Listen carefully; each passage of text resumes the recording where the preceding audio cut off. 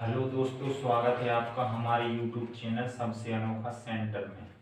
आज हम लोग प्रश्नावली 6.2 को स्टार्ट करेंगे और इस वीडियो में हम प्रश्न 1 को हल करेंगे। देखिएगा, प्रश्न है हमारा, आकृति में x और y के मान ज्ञात कीजिए और फिर दर्शाइए कि AB समांतर CD है। ठीक है, हमें इस आकृति में x यानी कि ये वाला कोण, y यानी कि ये वाला कोण निकालना है, ज्ञात करना है और फिर हमें ये कोण ज्ञात करने के बाद सिद्ध करना है कि AB ये वाली हमारी रेखा CD इस रेखा के समांतर है, यानी कि हमें सिद्ध करना है आखिरी में ये दोनों रेखाएं हमारी समांतर है। ठीक है, तो देखिएगा, पहले हम कुछ प्रश्न में से इंफॉर्मेशन लिख लेते हैं। जैसे कि हमें निकालना क्या है, हम यहाँ पर लिख लेते हैं, हेडिंग डालते हैं ज्ञात करना, ज्ञात करना।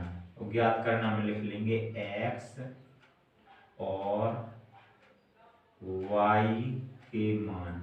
ठीक है, अब हेडिंग डाल लेते हैं सिद्ध करना, सिद्ध करना। और सिद्ध करना में हम लोग लिख लेंगे जो कुछ हमें सिद्ध करना है, AB समांतर CD,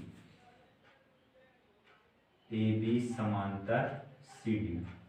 अब देखिएगा, हम x और y के मान पहले निकालेंगे। तो कैसे निकालेंगे, देखिएगा, यहाँ पर x और ये ऊपर वाला कोण, ये दोनों एक रेखा पर बन रहे हैं नीचे की ओर, और हम जानते हैं एक रेखा पर जितने भी कोण बनते हैं उन सब का योग कितना होता है, 180 अंश। तो यहाँ पर दो कोण बन रहे हैं, दोनों का योग कितना हो जाएगा, 180 अंश, यानी कि कोण 50 प्लस कोण x बराबर हो जाएगा हमारा 180 अंश। तो यहाँ पर हम लिखेंगे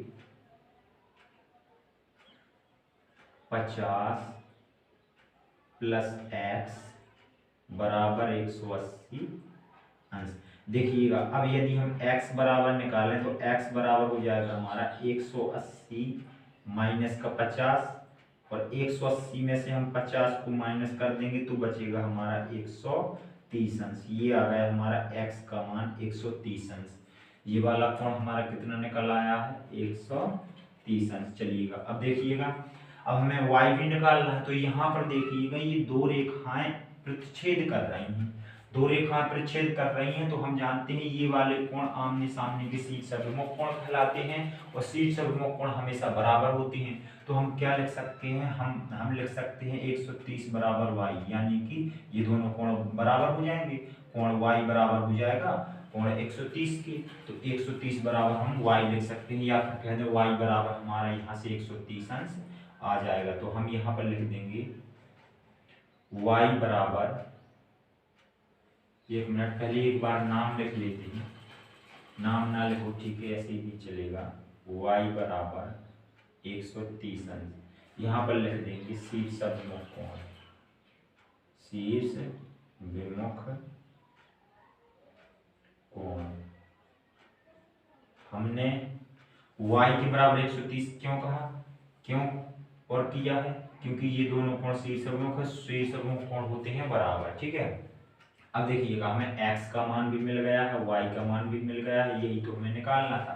ठीक है, ज्ञात करना था। अब जो हमें सिद्ध करना है उसी और सिद्ध कर लेते हैं। तो देखिएगा, हम हेडिंग डाल लेते हैं यहाँ उपपत्ति, उपपत्ति। और यहाँ से देखिएगा, हमारा जो x का मान है और y का मान है, यहाँ पर देखिए x का मान और y का मान दोनों एक जैसे हैं, यानी कि यहाँ से हम निष्कर्ष क्या निकाल सकते हैं, यहाँ पर हम लिख लेंगे, चूंकि x बराबर 130 अंश है हमारा, अभी निकाला हुआ है, y बराबर भी कितना है, 130 अंश है। अर्थात अगर हम कह लें कि x बराबर y, क्योंकि दोनों 130 अंश के हैं तो दोनों को हम बराबर में लिख सकते हैं। अब देखिएगा, x ये कोण है, y ये कोण है, और ये दोनों कोण इन रेखाओं के लिए एकांतर अंतःकोण का काम कर रहे हैं।